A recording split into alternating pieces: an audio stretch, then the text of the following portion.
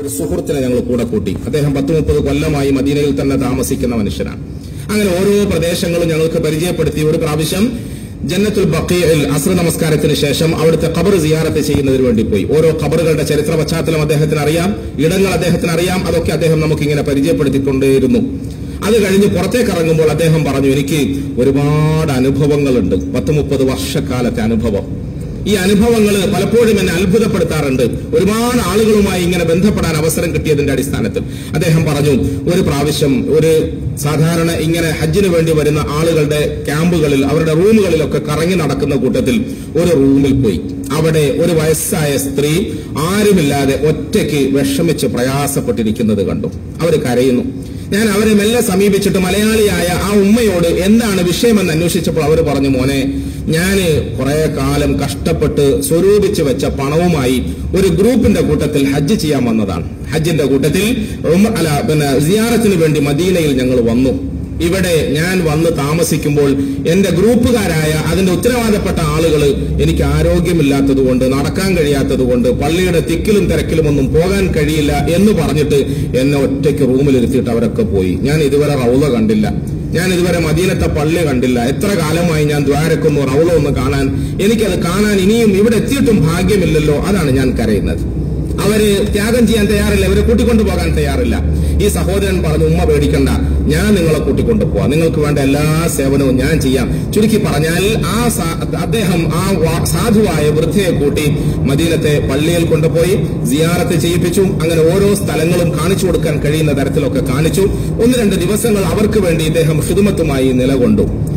2-3-4 ദിവസങ്ങൾക്ക് ശേഷം ഇവർ പോകേണ്ട സമയമായി. മദീന വിട്ടു പോകുന്ന തലേന്ന് ഈ സഹോദരൻ അവരെ സന്ദർശിക്കാൻ വേണ്ടി പോയി. അപ്പോൾ ആ ഉമ്മ വിഷമത്തോടെ പറഞ്ഞു, മോനെ, നമ്മൾ ഇവിടുന്ന് ഇപ്പൊ ഇന്ന് പിരിയാണ്, ഞങ്ങളൊക്കെ മക്കത്തേക്ക് പോവാണ്, അവിടുന്ന് നാട്ടിലേക്ക് പോവും.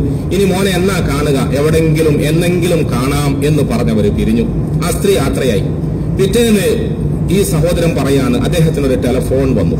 ആ ടെലിഫോൺ ഈ ഉത്തരവാദപ്പെട്ട ട്രാവൽസിന്റെ ആളുകളുടേതായിരുന്നു. അവർ പറഞ്ഞു, ഞങ്ങളുടെ മടക്കയാത്രയിൽ ഒരു വലിയ വിഷമം സംഭവിച്ചു. ഞങ്ങളുടെ കൂട്ടത്തിൽ ഒരാൾ മരണപ്പെട്ടുപോയി. ആ മരണപ്പെട്ട മയ്യത്തുമായി ഞങ്ങൾക്ക് മക്കത്തേക്ക് യാത്ര ചെയ്യാൻ കഴിയില്ല. അതുകൊണ്ട് ഞങ്ങൾക്ക് പോകാതിരിക്കാനും നിർവാഹമില്ല. മടങ്ങിപ്പോകേണ്ട സമയവും ടിക്കറ്റും ഒക്കെ ആയിപ്പോയി. അതുകൊണ്ട് നിയമപരമായ മറ്റ് കർമ്മങ്ങളൊക്കെ കഴിച്ചിട്ട് ആ മയ്യത്തിനെ ഞങ്ങൾ ഉത്തരവാദപ്പെട്ട ചില ആളുകളോടൊപ്പം മദീനത്തേക്ക് അയക്കുകയാണ്. നിങ്ങൾക്ക് സാധിക്കുമെങ്കിൽ അതിനൊന്ന് സഹകരിക്കണം, അതിൽ പങ്കെടുക്കണം എന്ന് വിളിച്ചു വാ. അദ്ദേഹം പറഞ്ഞു, തീർച്ചയായും ഞാൻ ചെയ്യാം, അതൊക്കെ നമുക്ക് ആഗ്രഹമുള്ള സംഗതിയാണ്.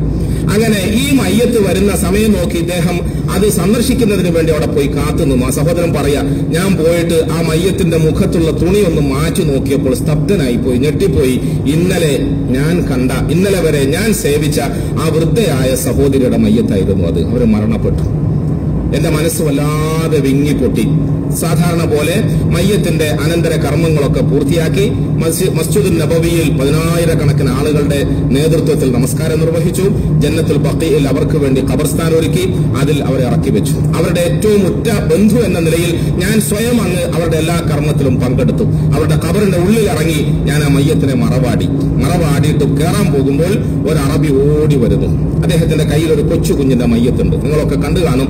അറബികളുടെ സാധാരണ പതിവ് അനുസരിച്ച് ജനിച്ചുടനെ മരിക്കുന്ന കുഞ്ഞുങ്ങളെ അവര് തന്നെ കുളിപ്പിച്ച് റെഡിയാക്കി കഫൻ പൊതിഞ്ഞ് പള്ളിയിൽ കൊണ്ടുവന്ന് മറ്റേതെങ്കിലും ഖബറുകൾ ഉണ്ടെങ്കിൽ ആ ഖബറിന്റെ കൂട്ടത്തിൽ വെച്ചു കൊടുക്കുകയാണ് അറബികളുടെ പതിവ്.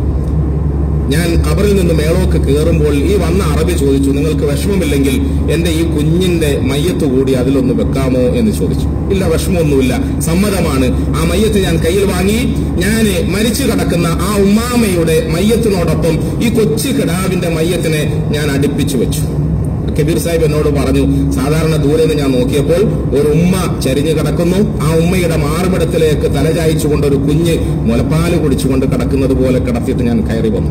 ഞാൻ പുറത്തു വന്ന് തിരക്കൊക്കെ ഒഴിഞ്ഞിട്ട് ഈ നാട്ടിലെ ബന്ധുക്കളായ ആളുകളുമായി ഞാനൊന്ന് ഫോണിൽ വിളിച്ച് സംസാരിച്ചു. ഇവരുടെ കാര്യങ്ങളൊക്കെ അന്വേഷിച്ചപ്പോൾ ആ സ്ത്രീയെക്കുറിച്ച് അവർ നല്ല അഭിപ്രായം പറഞ്ഞു. മലയാളിയായ, ഒരു പക്ഷേ നമ്മളെപ്പോലെ വലിയ വിവരവും വിദ്യാഭ്യാസവും ഒന്നുമില്ലാത്ത സാധുവായ ഒരു പെണ്ണ്, ഒരു സ്ത്രീ, ഒരു വൃദ്ധ.